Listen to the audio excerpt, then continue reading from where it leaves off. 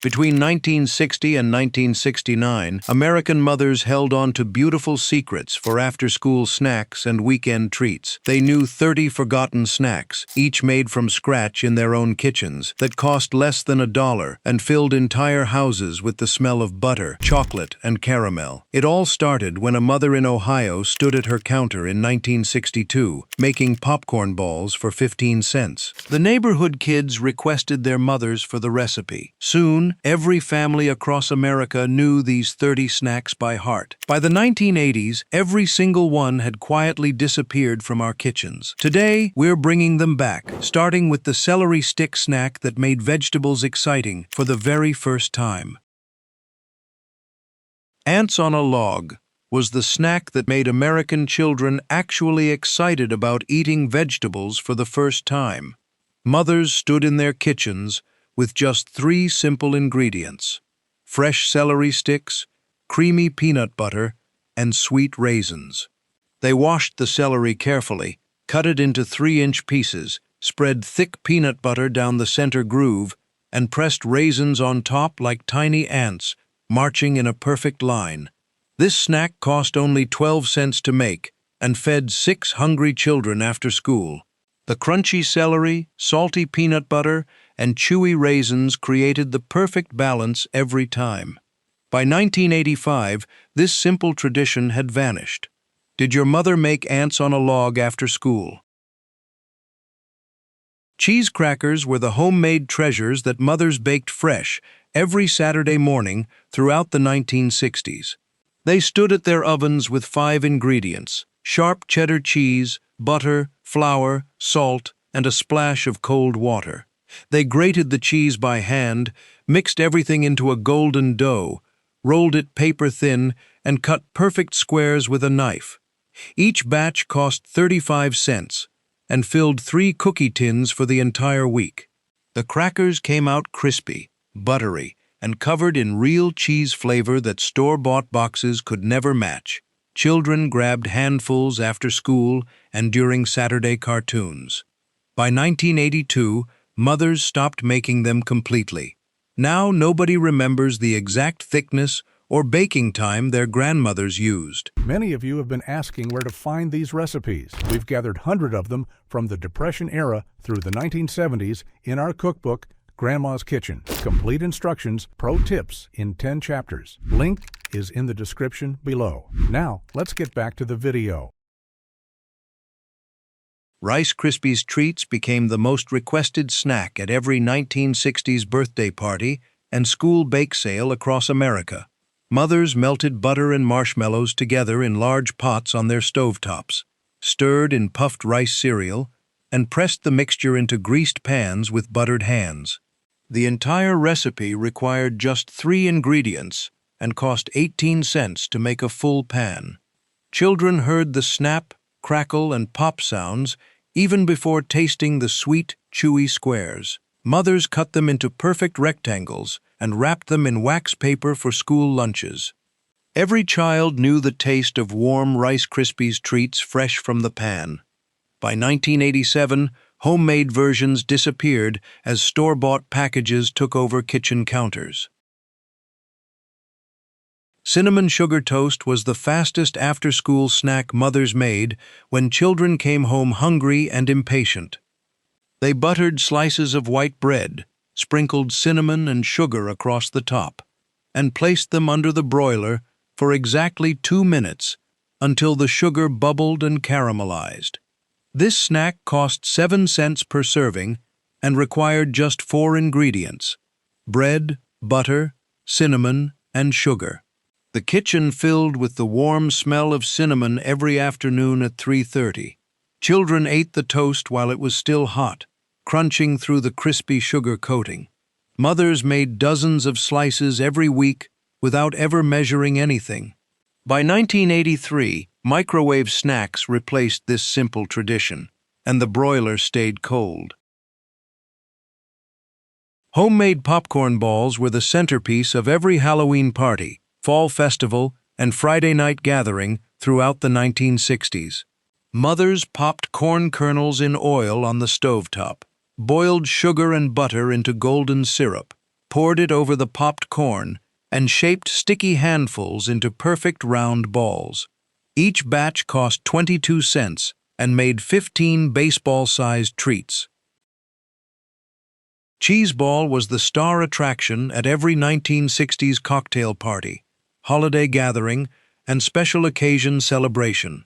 Mothers softened cream cheese at room temperature, mixed it with shredded cheddar, Worcestershire sauce, and garlic powder, then shaped the mixture into a perfect round ball. They rolled it in chopped pecans or walnuts until completely covered. Each cheese ball cost 65 cents to make and served 20 guests with crackers. The creamy, tangy center combined with crunchy nuts made every bite memorable. Mothers placed them on their finest serving platters, surrounded by crackers. By 1988, pre-packaged cheese spreads took over refrigerator shelves, and homemade cheese balls became a forgotten art.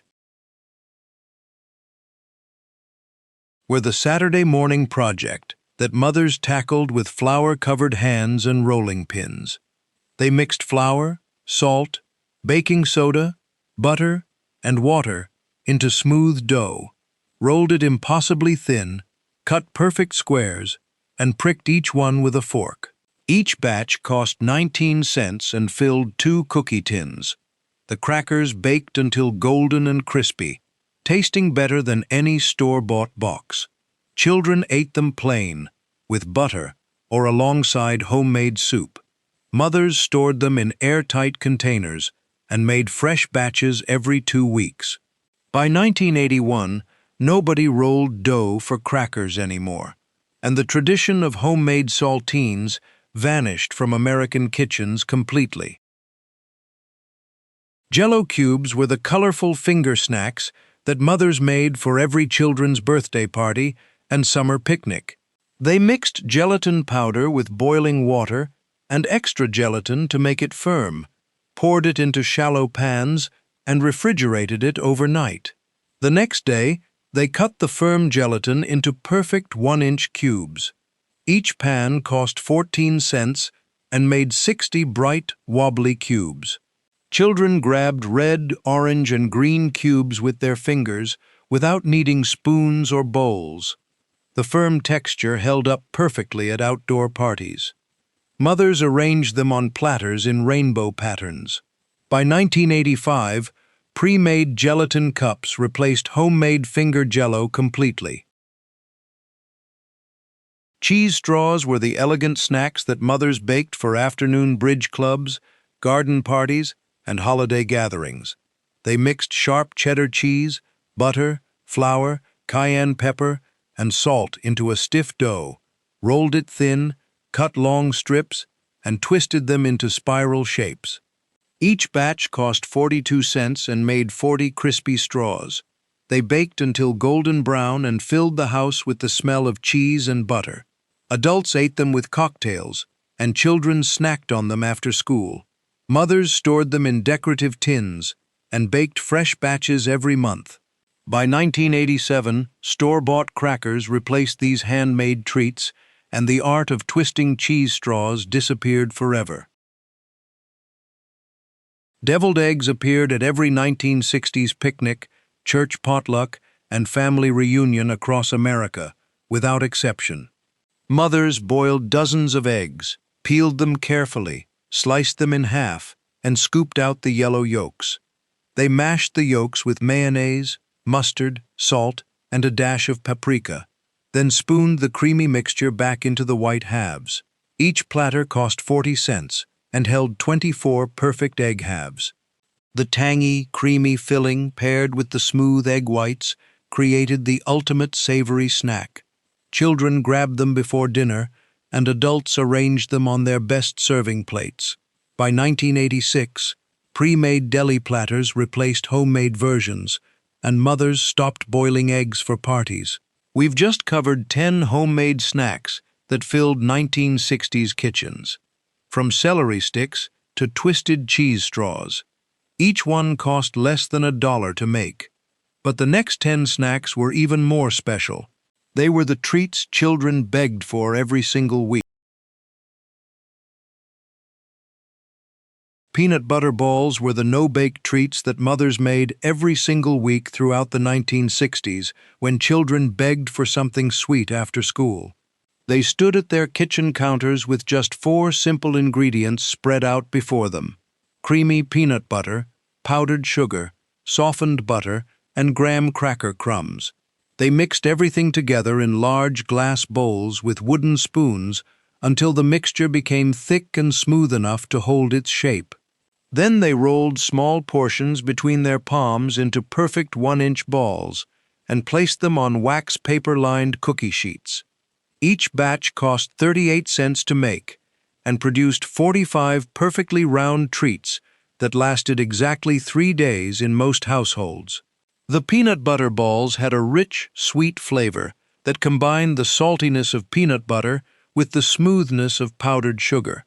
Children ate them straight from the refrigerator, where they stayed firm and cold. Mothers stored them in covered containers on the top shelf and rationed them carefully throughout the week. Some mothers dipped the balls in melted chocolate for special occasions, but most families preferred them plain and simple. The entire process took less than 20 minutes from start to finish. By 1986, store-bought peanut butter cups had completely replaced these homemade treasures, and mothers stopped mixing the ingredients by hand. Now nobody remembers the exact ratio of peanut butter to sugar that made them taste perfect every single time. Homemade trail mix became the essential snack that mothers packed for every family camping trip, road journey, and weekend hike throughout the 1960s. They gathered simple ingredients from their pantry shelves: roasted peanuts, raisins, chocolate chips, coconut flakes, and sunflower seeds. They poured everything into enormous mixing bowls and stirred with their hands until every ingredient distributed evenly throughout the mixture. Each batch cost 52 cents to make and filled 5 large mason jars that lasted an entire month. The combination of salty nuts, sweet raisins, creamy chocolate, and crunchy seeds created the perfect balance of flavors and textures in every handful. Mothers scooped portions into small paper bags for school lunches and road trips. Children grabbed handfuls during television shows and after playing outside all afternoon. The trail mix stayed fresh for weeks when stored in airtight containers in cool pantries. Fathers took bags on fishing trips and business travels. Every family had their own special variation, with different nuts or dried fruits. Some mothers added M&Ms instead of chocolate chips. Others included dried banana chips or cashews when budgets allowed. The tradition of mixing these ingredients at home brought families together in the kitchen. By 1989, pre-packaged trail mix bags filled grocery store shelves, and mothers stopped buying ingredients in bulk. The personal touch of homemade combinations disappeared completely from American households. Buddies, also called puppy chow, became the most addictive sweet snack that mothers made for every sleepover party, school function, and holiday celebration during the 1960s. They melted chocolate chips and peanut butter together in double boilers on their stovetops, stirring constantly until the mixture became smooth and glossy. Then they poured it over Chex cereal in their largest mixing bowls and stirred gently until every piece was completely coated in chocolate. The final step involved dumping the chocolate-covered cereal into paper bags filled with powdered sugar, folding the tops, and shaking vigorously until white powder covered every surface. Each batch cost 44 cents to make and filled 3 large containers that disappeared within hours at any gathering. The result was crunchy cereal covered in hardened chocolate and sweet powdered sugar that melted slightly on fingertips. Children ate handfuls while watching Saturday morning cartoons and during birthday parties. Mothers made double batches, knowing that single portions never lasted long enough. The snack required no baking and took only 15 minutes from start to finish. Fathers sneaked pieces late at night when everyone else was sleeping. The combination of chocolate, peanut butter, and powdered sugar proved irresistible to every age group. Some mothers used different cereals or added extra ingredients.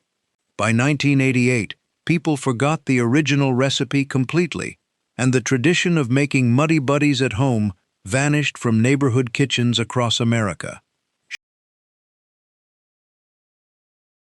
Cookies were the traditional treats that mothers baked fresh every week throughout the 1960s, filling entire houses with the unmistakable smell of butter and vanilla. They creamed together softened butter and white sugar in large mixing bowls until light and fluffy, then added eggs and pure vanilla extract. They mixed in flour, baking powder, and salt until smooth dough formed, then chilled it for exactly 1 hour before rolling. The dough rolled out perfectly on floured countertops to 1/4 inch thickness, and mothers cut shapes with round cookie cutters or the rims of drinking glasses. Each batch cost 29 cents to make and produced 60 perfectly round cookies. The cookies baked at 350 degrees for exactly 12 minutes until the edges turned golden brown. Children waited impatiently by the oven, watching through the glass door as the cookies puffed up and spread. Mothers transferred them to wire cooling racks and sprinkled colored sugar on top while they were still warm. Some mothers frosted them with simple powdered sugar glaze. Others left them plain to showcase the pure butter flavor. The cookies stayed crispy on the outside and slightly soft in the center. Families ate them with cold milk after dinner and packed them in school lunches throughout the week. By 1987, refrigerated cookie dough tubes replaced homemade versions. Fruit leather was the chewy, sweet snack that mothers made during late summer, when fruit trees produced more apples, peaches, and berries than families could possibly eat fresh. They washed and chopped ripe fruit, cooked it down with just a little sugar and lemon juice in large pots on their stovetops, then blended it into smooth puree. They poured the thick puree onto cookie sheets lined with wax paper and spread it evenly with spatulas until it measured about 1/4 inch thick across the entire surface. The sheets went into ovens set at the lowest possible temperature for 6 to 8 hours until the fruit dried completely and peeled away easily from the paper. Each batch cost 60 cents to make and produced enough fruit leather to last 2 weeks. The finished product was chewy, intensely fruity, and naturally sweet, provided real fruit nutrition. 15 snacks down, and every single one cost less than $1 to make at home. From peanut butter balls to homemade fruit leather, mothers created these treats with their own hands. But the next 5 snacks were even more special. They were the ones families requested for every celebration. They spread raw peanuts, almonds, or mixed nuts across large baking sheets in single layers, then drizzled pure honey over every surface and tossed them with melted butter and a pinch of salt. The nuts roasted in moderate ovens at 300 degrees for exactly 25 minutes, and mothers stirred them every 5 minutes to ensure even coating and prevent burning. Nuts emerged from the oven, golden brown, glossy with honey, and perfectly crunchy. The honey coating hardened slightly as the nuts cooled, creating a candy-like shell. By 1986, pimento cheese spread was the southern staple that they grated sharp cheddar cheese by hand using box graters, then mixed it with mayonnaise, diced pimento peppers from small jars, and a dash of garlic powder in ceramic bowls. The mixture came together into a thick, not too runny. Children ate it on white bread sandwiches in their school lunches. Adults spread it on celery sticks. Slightly sweet flavor made it universally loved across all ages. Some mothers added hot sauce or Worcestershire sauce for extra flavor. Others mixed in cream cheese to make it even richer. The spread appeared at every picnic, church supper, and family reunion without fail. Fathers requested it specifically for Sunday afternoon football games. By 1987, store-bought containers replaced homemade versions, and mothers stopped grating cheese by hand. The tradition of making fresh pimento cheese spread vanished completely from American refrigerators.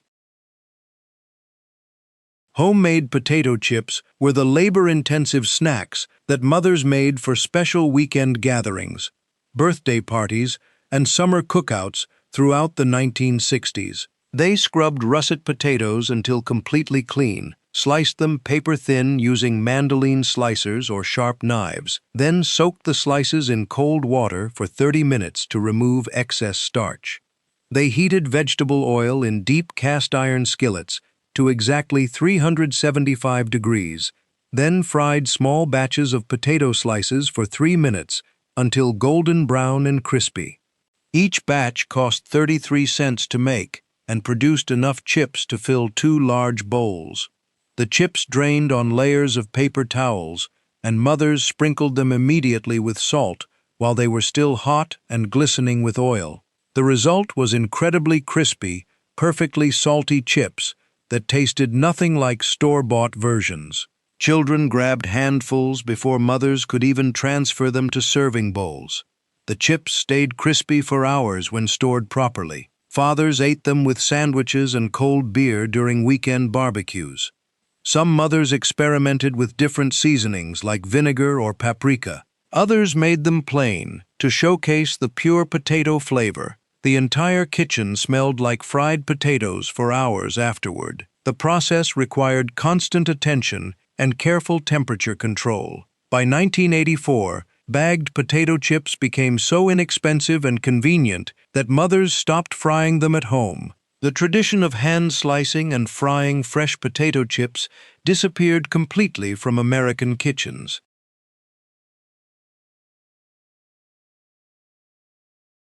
Caramel apples were the iconic fall treats that mothers made every October for Halloween parties, school carnivals, and autumn celebrations throughout the 1960s. They washed and dried crisp apples, inserted wooden sticks firmly into the stem ends, then made homemade caramel by melting butter, brown sugar, corn syrup, and sweetened condensed milk in heavy saucepans over medium heat. They stirred the mixture constantly for 15 minutes until it reached exactly 240 degrees on candy thermometers. Each batch cost 89 cents to make and coated 10 medium-sized apples. The mothers dipped each apple into the hot caramel, swirling it to coat every surface completely, then placed them on buttered wax paper to cool and harden.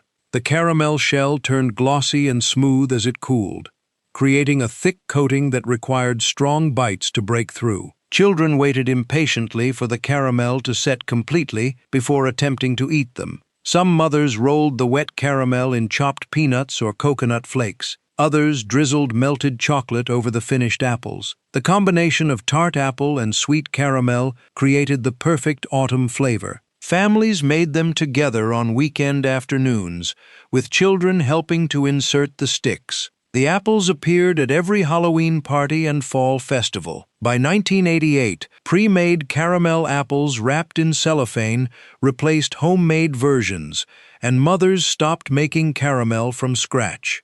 The tradition disappeared completely. Homemade pretzels were the weekend baking projects that mothers tackled with their children throughout the 1960s, teaching them how to twist dough into traditional pretzel shapes. They dissolved yeast in warm water with a pinch of sugar, waited for it to foam, then mixed it with flour, salt, and melted butter into soft, elastic dough. After letting it rise for 1 hour, they divided it into 12 equal portions and rolled each into long ropes about 20 inches in length. Mothers showed children how to form the classic pretzel twist by making a U shape, crossing the ends, and pressing them onto the bottom curve.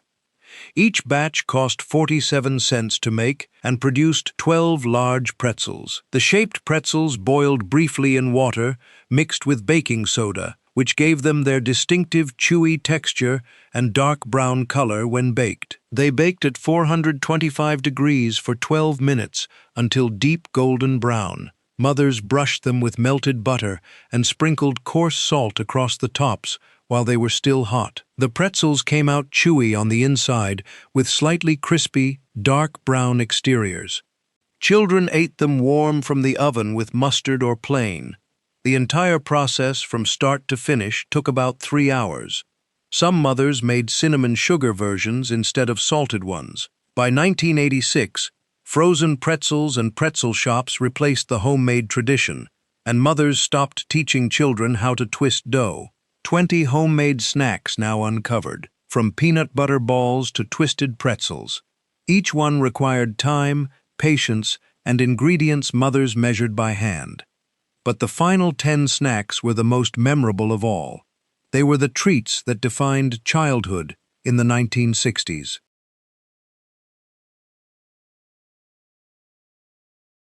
Cheese fondue was the elegant centerpiece that mothers prepared for sophisticated dinner parties, holiday gatherings, and special weekend celebrations throughout the 1960s, when fondue pots became the must-have kitchen appliance in every American home.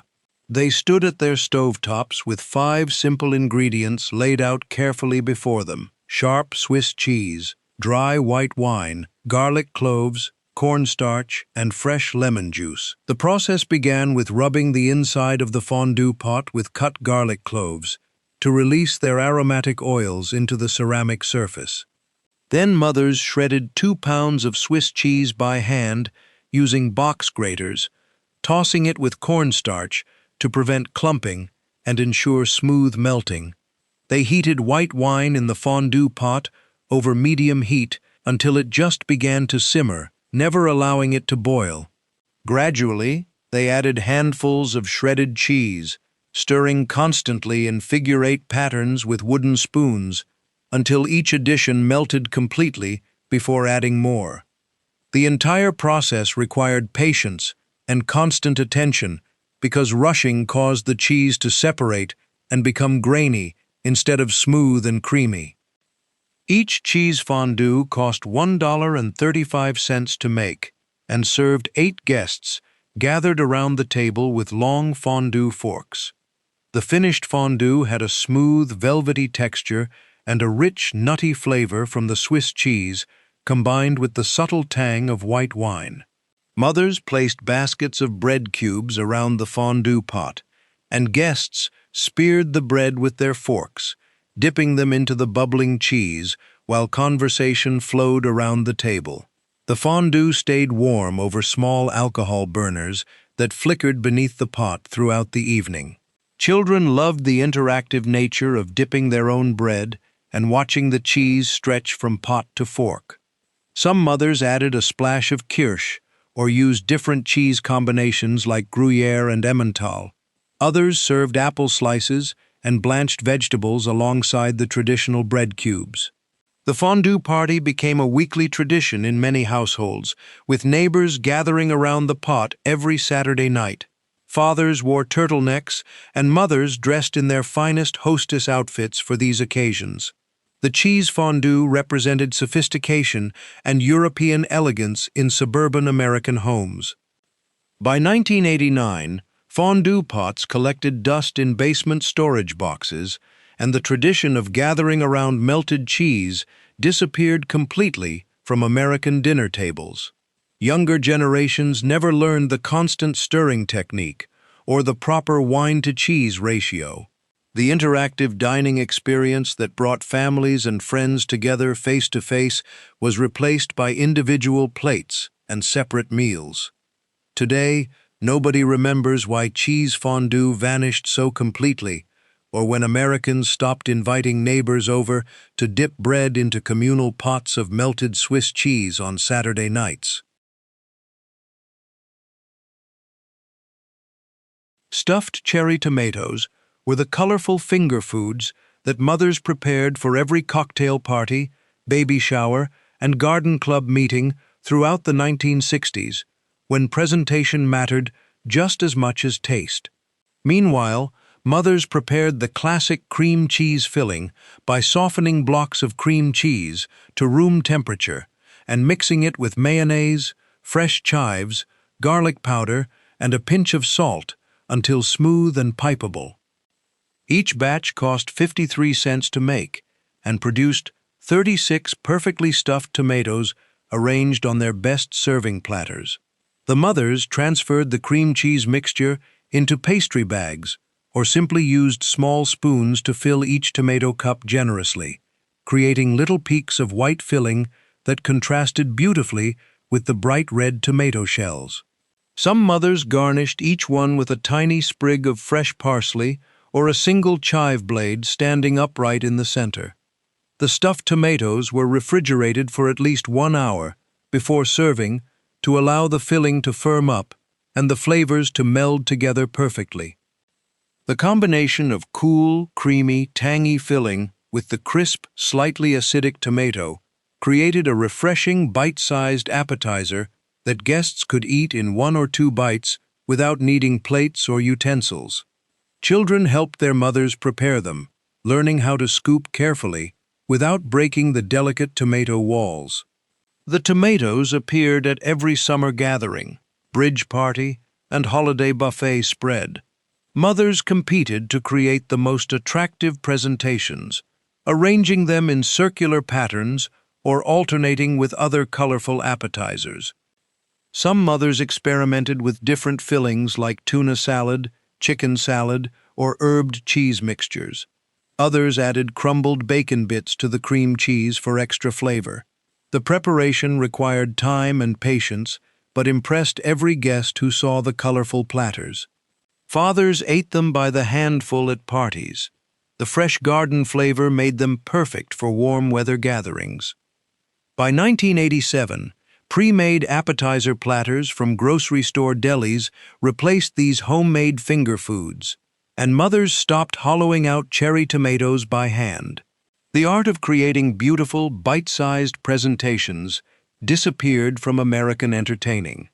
Younger generations never learned the careful scooping technique or experienced the satisfaction of arranging 36 perfect stuffed tomatoes on their grandmother's crystal serving platter for guests to admire before eating.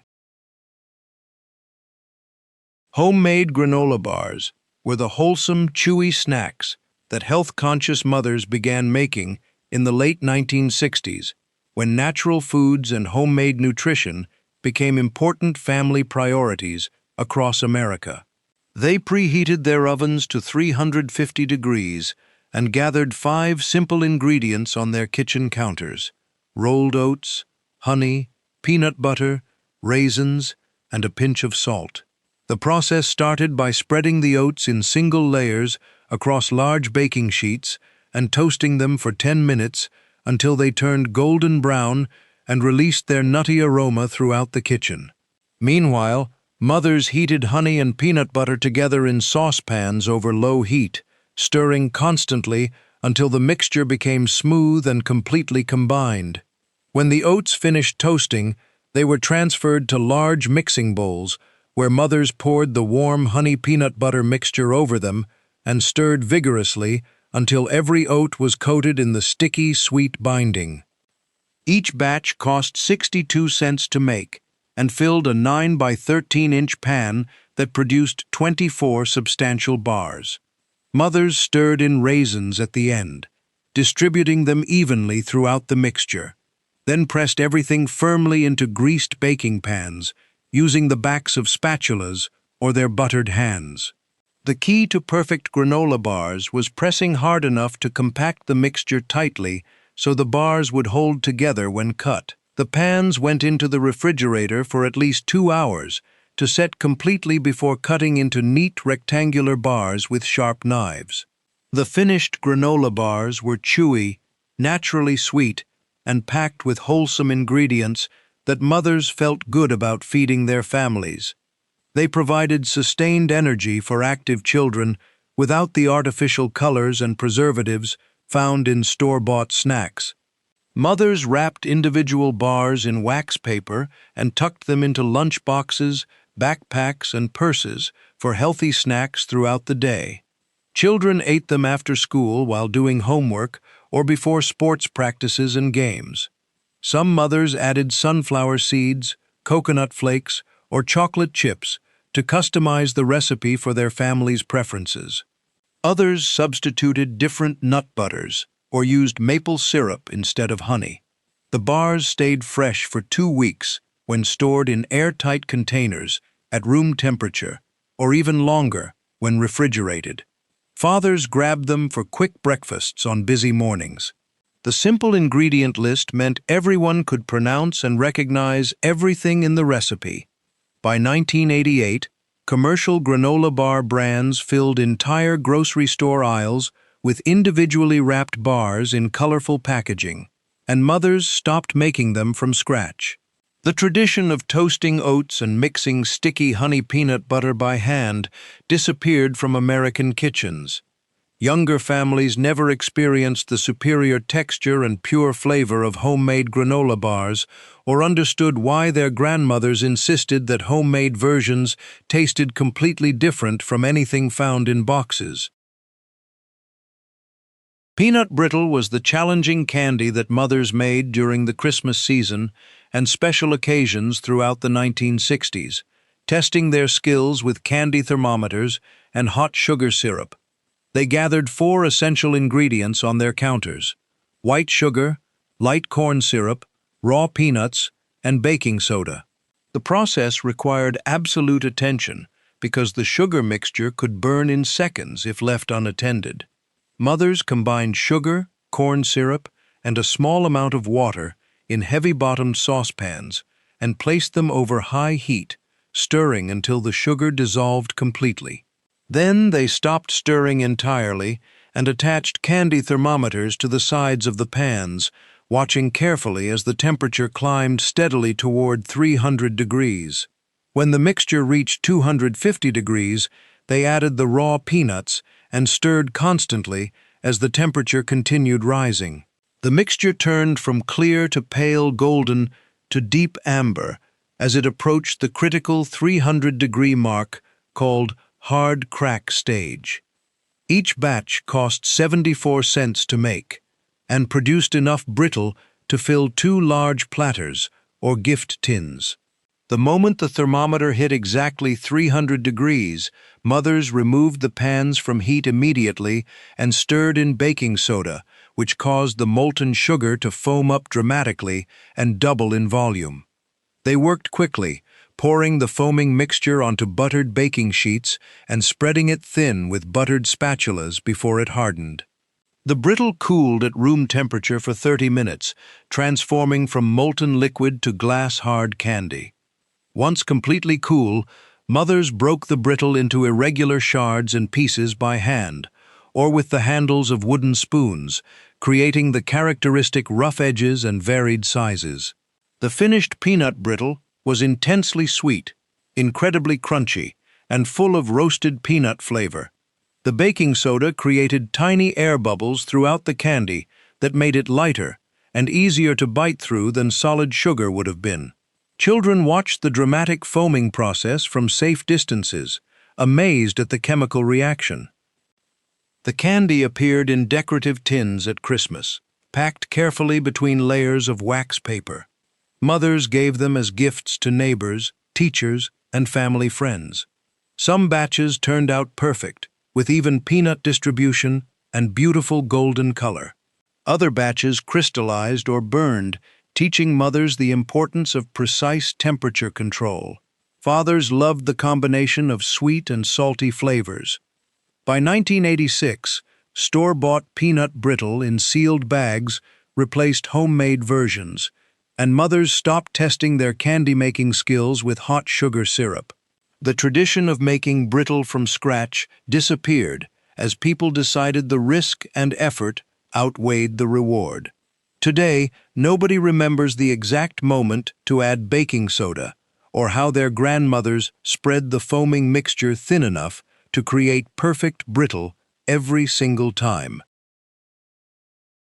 Homemade fudge was the rich, creamy confection that mothers made for every holiday celebration, bake sale, and gift-giving occasion throughout the 1960s, when homemade candy represented true thoughtfulness and skill. They gathered their ingredients carefully: white sugar, unsweetened cocoa powder, milk, butter, and pure vanilla extract. The process began by combining sugar, cocoa, and milk in heavy saucepans, stirring over medium heat until the sugar dissolved completely, and the mixture began to simmer gently. Mothers attached candy thermometers to the sides of the pans and watched the temperature climb slowly toward 234 degrees, the critical soft ball stage that determined whether the fudge would set properly or remain too soft. They never stirred during this heating phase because agitation caused premature crystallization that resulted in grainy texture instead of smooth creaminess. The mixture bubbled steadily for about 15 minutes, while mothers prepared square baking pans by lining them with buttered wax paper. Each batch cost 81 cents to make and filled an 8-inch square pan that yielded 64 perfect 1-inch pieces.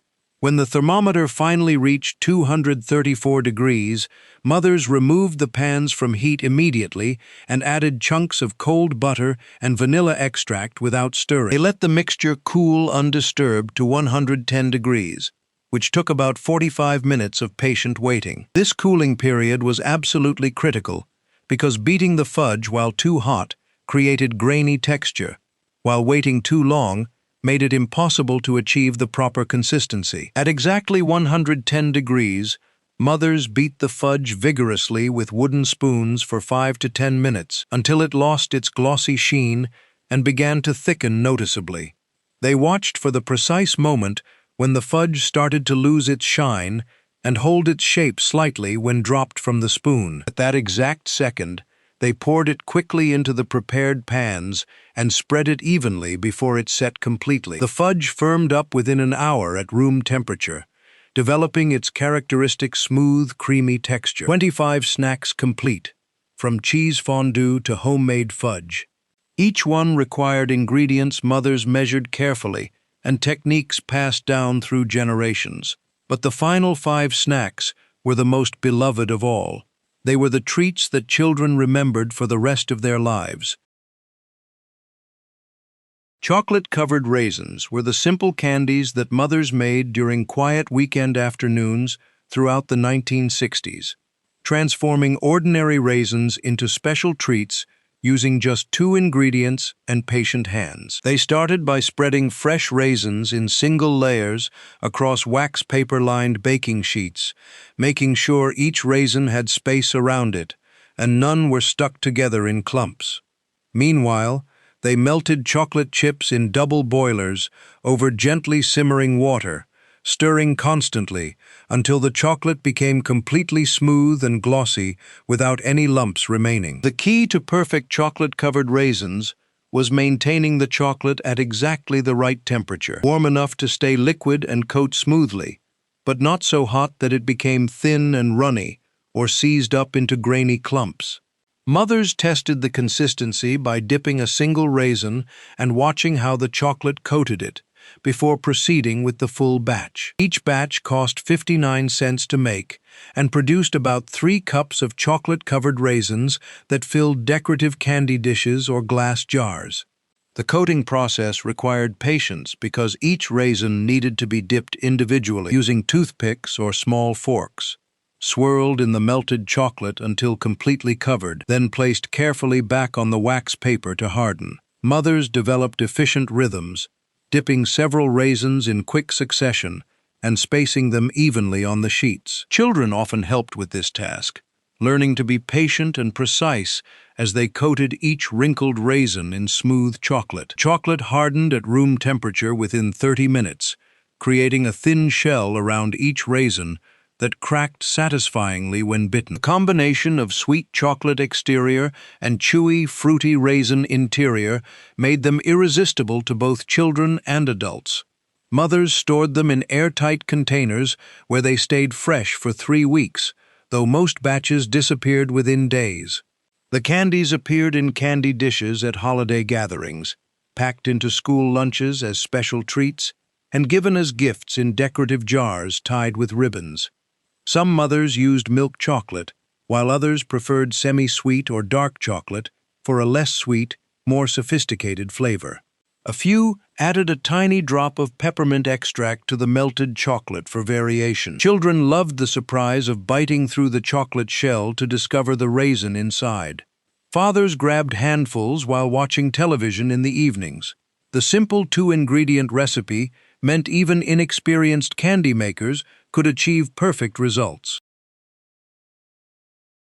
Homemade donuts were the weekend morning treats that mothers prepared for special family breakfasts throughout the 1960s, when waking up to the smell of frying dough meant something wonderful was happening in the kitchen. They started the process early, mixing together flour, sugar, baking powder, salt, eggs, milk, and melted butter into soft, slightly sticky dough that required gentle handling and a light touch. Dough rested for 30 minutes while mothers heated several inches of vegetable oil in their largest, deepest cast-iron skillets to exactly 375 degrees. Temperature control was absolutely critical because oil that was too cool resulted in greasy, soggy donuts, while oil that was too hot burned the outside before cooking the inside. Mothers tested the temperature by dropping small pieces of dough into the oil and watching how quickly they browned. Each batch cost 93 cents to make and produced 18 full-sized donuts, plus donut holes from the centers. While the oil heated, mothers rolled the rested dough out on floured countertops to half-inch thickness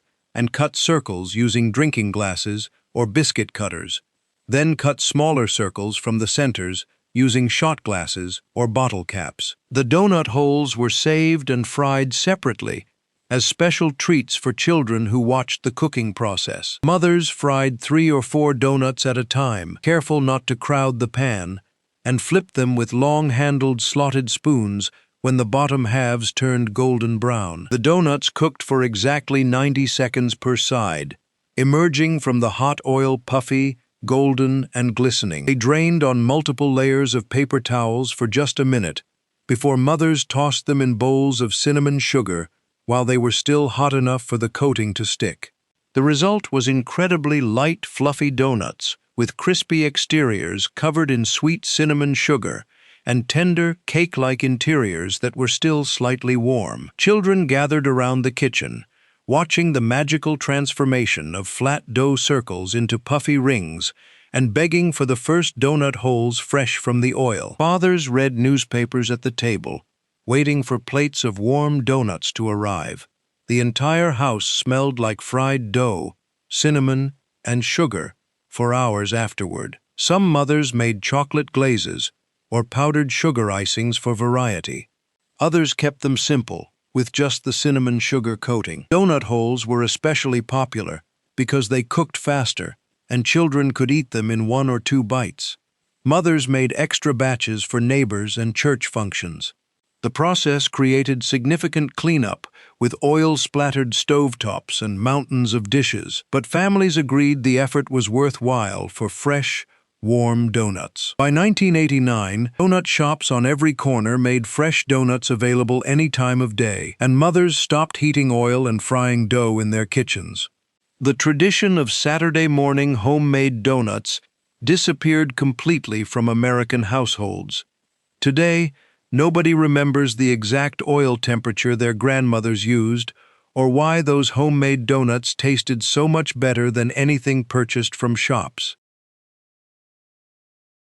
Party mix, universally known as Chex Mix, is the savory snack that mothers made in enormous batches for every holiday party, football game gathering, and casual get-together throughout the 1960s. They preheated their ovens to 250 degrees and gathered their ingredients: Chex cereal in multiple varieties, pretzels, mixed nuts, butter, Worcestershire sauce, and seasoned salt. The preparation began with melting an entire stick of butter in small saucepans and stirring in generous amounts of Worcestershire sauce and seasoned salt until completely combined. Meanwhile, mothers measured out equal parts rice Chex, wheat Chex, and corn Chex into their largest roasting pans, adding handfuls of small pretzels and whatever nuts the family preferred, usually peanuts or mixed nuts. The total mixture typically filled 2 full-sized roasting pans to avoid overcrowding, which was essential for achieving even coating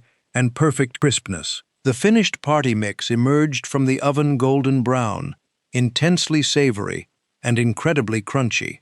The Worcestershire sauce provided a complex umami flavor that made the mix completely addictive.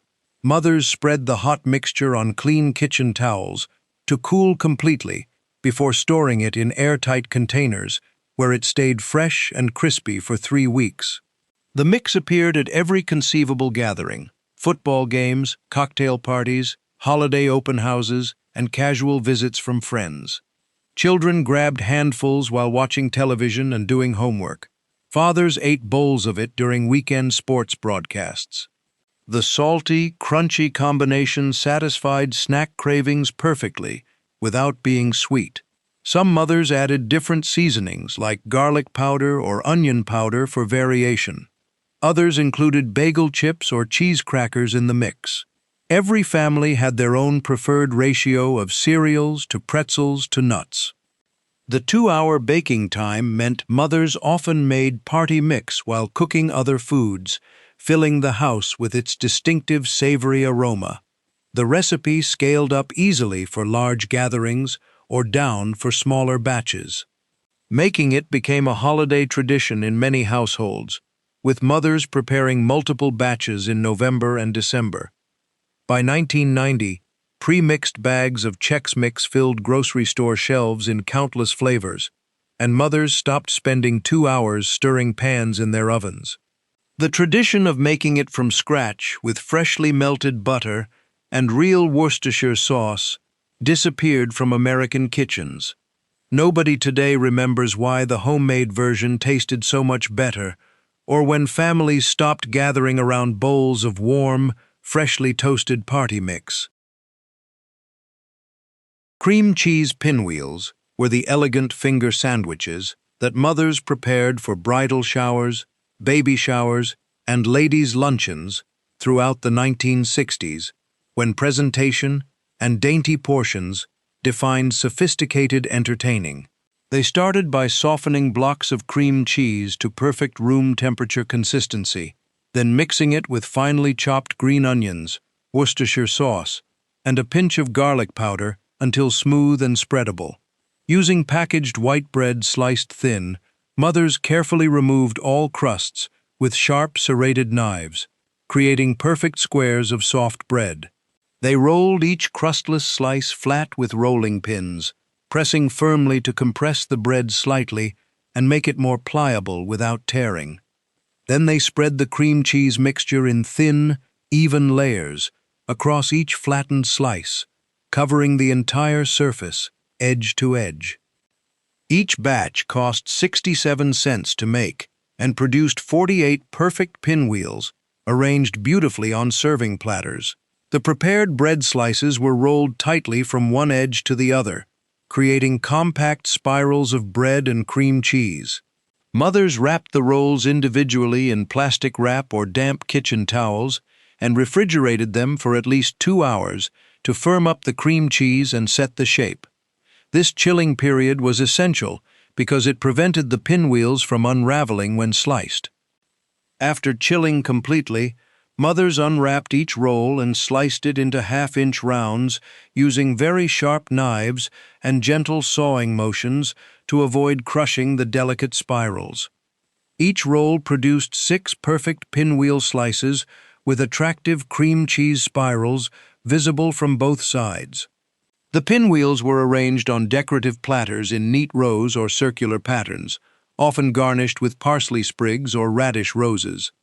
The combination of soft white bread and tangy cream cheese filling created refreshing, light bites that guests could eat easily in 1 or 2 bites without needing plates.